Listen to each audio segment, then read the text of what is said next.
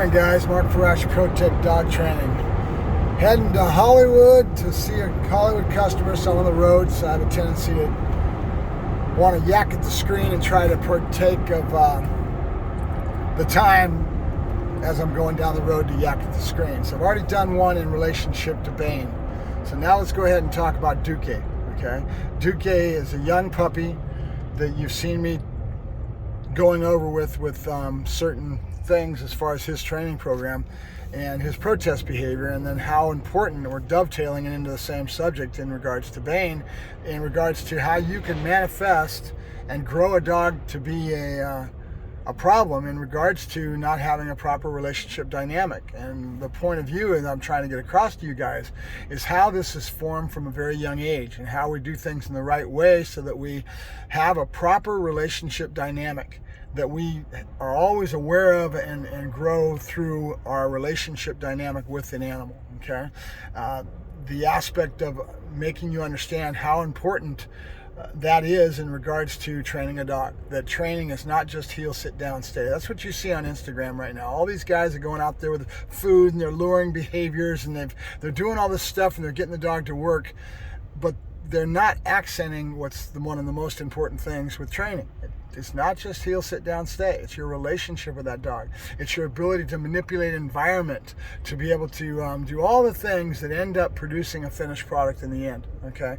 To build that house so that when you end up with a dog, you end up with a dog that's strong, that's secure within himself and is confident, and that you have a proper relationship with that dog that you can be proud of, that the dog will go out and do his job, okay? Again, what's the criteria of a personal protection dog, a working dog in my world? A dog I can take any place with me, is friendly and fine, and works to the T, but is balanced. He's balanced, he's an overall product, and that's something that most trainers can't beat me in regards to, because I produce a product, right? I'm building that house. So doing that is an art. It's a certain amount of art, certain amount of skill. There's a lot of things that go into it, science, all of it, right? So with Duk-ie, he's a great example to dovetail into the overall concepts that I've been trying to put out over the last month. And I've done that for a reason, because I'm working with a trainer that missed a bunch of holes in his training because he's sitting on Instagram doing these little videos and he's making himself look good, and the public is eating this stuff up. And they're only seeing one little video clip, maybe a minute, whatever it is, Instagram, TikTok, whatever it may be, and they're making a judgment on that person based on this little clip. Reality and truth, behaviors are easy. Okay, it's like teaching a seal a trick. I mean, you get understanding how to condition behaviors, and it's one of the simplest things to do. What's not easy is understanding the dog's full psychological makeup that makes that dog and has that relationship that you end up with a product that you can be proud of, that dog actually works and you have a balanced product, right? That's a whole different thing, right? That's usually done by somebody like me that's been around dogs a little bit more than some of these kids coming off and go poof, now I'm a trainer, right? So back to Duk-ie. Duk-ie has an owner that didn't understand, and she did the same thing. Here's the problem. Everybody and their brother's going out and buying a Malinois. They all think that they just got to have one, and they have no clue what they're getting into, okay? And they go out and grab that dog, and then you get the world of the purely positive trainers. And this young lady, let's go ahead and tell this story, came to me and she told me the story of what she went through when she went out and tried to research. She wanted the Malinois. She went to a quasi-breeder. Dog's got papers, okay, it's a breeder. And the breeder started to show them their adult dog, and they had a sleeve, and they've got the dog, and they're ramping the dog up. You don't have to ramp a Malinois up. He's got the ability to go through the roof. So they go away from that, and they buy this dog, and they've got preconceived ideas and notions about what they want out of the animal. And they proceed to go buy a sleeve online, same thing, nice jute sleeve for this puppy. And they do the same thing that this breeder did. And they start slapping him on the back and ramping him up and loving the fact he's growling and going after this sleeve. Worst thing they could have done in the world. They created a whole different little monster. And they got into loving the dog and starting to work with him. And they did a great job with all kinds of little things, but they were doing a bunch of things wrong, right? First off, they stimulated the dog, and now the dog wants to thrash on everything, and it's going to be a hard one to fix, because you want the reality when you get a protection dog. I want the dog, especially a Malinois, Duk-ie, whatever it may be, that has the ability to go through the moon with his stimulation. You don't have to work hard at all to stimulate a Malinois or a Duk-ie. We want to teach him in a whole aspect of being calm. Be calm in the work. Nice grip, being calm in the work, being methodical and teaching what he needs to learn. And you have to, his mental state of mind has to be in a different place. So now I've got to take Duk-ie and get him to work in that way, and it's a chore. It really is. And then the other thing she did is she didn't understand the protest behavior, and she let this little puppy jump on her and start just going after her, and she thought it was cute. Dog's a little puppy, right? And she didn't mold or shape the dog away from this. So the dogs want to go into protest behavior and throw his paws and jump on you and just be a little precocious turd. It's a lot of work, you know. We're going to have to keep working this dog away from this. So I've been doing the videos you've seen me doing of the inspections, but there's a lot more that goes to that if you guys haven't realized it yet. It's about setting up our relationship dynamic in such a way that I put dominance in little ways, correcting him, making him conform to letting me look at his ears, his teeth, his paws. This is where it all starts. It starts from a puppy. And then building this dog in 1,000 minute little ways that we mold, shape, and form this dog to have a proper relationship dynamic between owner and dog, right? And that's the key. So that's what we're doing with Duk-ie, and now the owner's going to pick up Duk-ie on the weekend. A lot of times when I have clients come to me, I sell them my wares. I do a consultation. I pitch my services, and a lot of times people will come back to me and they're right away going, "What is my dog going to learn in that 30-day period?" And they're judging it based on heel, sit, down, stay, coming to finish, and they don't understand that.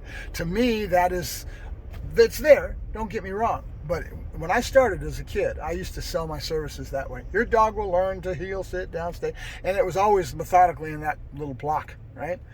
And then as I got going along over the years, I realized that that's really not the important thing. What's important is how I develop that dog's mental attitude in all kinds of ways that create a good relationship dynamic in the animal, and that we weave it all together as we go along, as we're building this house. We build the foundation first. We make sure that the walls are framed and square. We do all the right things in the right order as that dog develops and matures and changes through his development towards the end product. What's the end product? A dog I can take any place with me, friendly and fine, but if I want him to eat somebody at the end, he's been trained in protection, if I'm training in protection. But the same things are done with pet quality dogs, guys. The only difference is I may not do bite work with a pet quality dog.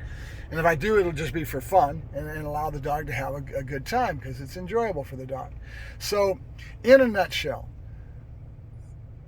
it's very important to have the right relationship dynamic. How do we do that? There's 1,001 things. Impulse control, we covered that a lot when we had that shepherd legend come through last month, because the trainer had gone out there and did all this little luring and made it look good, and the dog's doing all this stuff, going after the hand and being able to be lured into all kinds of positions.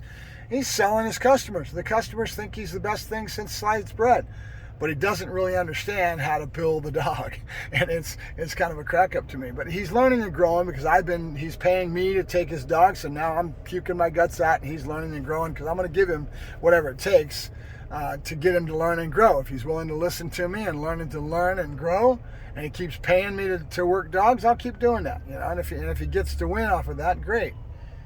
But so it's very interesting to me.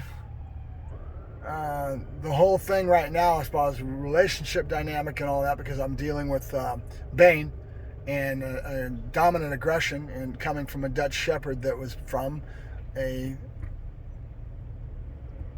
relationship dynamic that wasn't proper, right? So I'm trying to use Duk-ie to give you a little taste. Duk-ie goes home on Saturday, and now it will be time. I've done all this work with Duk-ie, and it's like I tell people, I don't guarantee he'll sit down, stay. You're paying me for my time. I will go in and I will start molding, shaping, and forming that dog.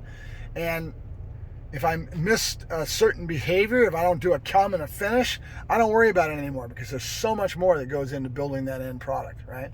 With Duk-ie, I've got it out in environment. You've seen me down at Bass Pro, and Duk-ie's a very anxious dog in that environment. So now you got to work him towards this. The dog has done protest behavior. We've covered that. We've got all these little pieces that we're putting into the dog, and now the owner's going to come into the picture on Saturday, and now I will start teaching her exactly what she needs to do. And now we've got to grow the owner and her relationship with her dog. Now here's where the dynamic changes, right? Because now I can only be a coach on the outside. It's going to be up to her with her enthusiasm and her want to learn and grow, and to help me by doing her job to help mold and shape that dog, because I don't have any control. When the dog's back in her hands and she goes home, if she's a little bit more prone to foo-foo her dog and, oh, my little nookies, and she does the wrong thing, I can only do so much, right?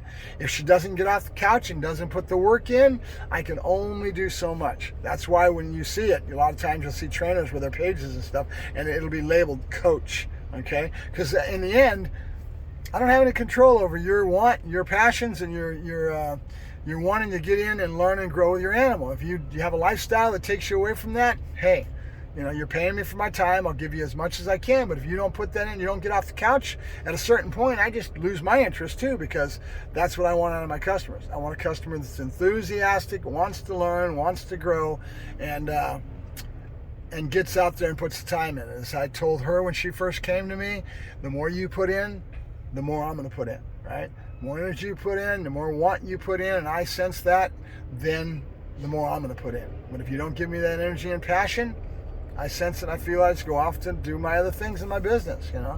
I'm not going to, waste my time over a certain amount of time if you don't have the enthusiasm and the want to get off the couch with your animal.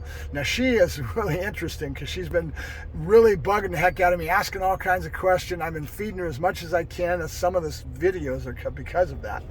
And like I told her, when she gets the dog, she's going to go through a honeymoon period. She's going to be all into it in the very beginning, but as time goes along, that's going to wane, and it's going to fall wherever it falls.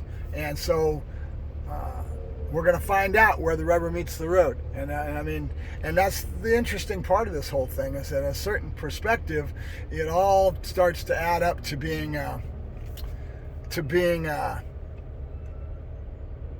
all about the customer. Because if the customer puts it in and they stay with it, they stay on it, then they're going to learn and grow, and everything's fine. But so we had an accident in front of us, so now we're stopped in traffic and trying to work our way through the merging of lanes to get everything into the right spot. And so I'm going to have to drop off, guys. All right, Mark Ferrasci, ProTech Dog Training, heading to Hollywood, talking about Duk-ie and how we are dealing with that perspective and how it ties into where Bane's at, right? I'll talk to you guys later. Have a good day.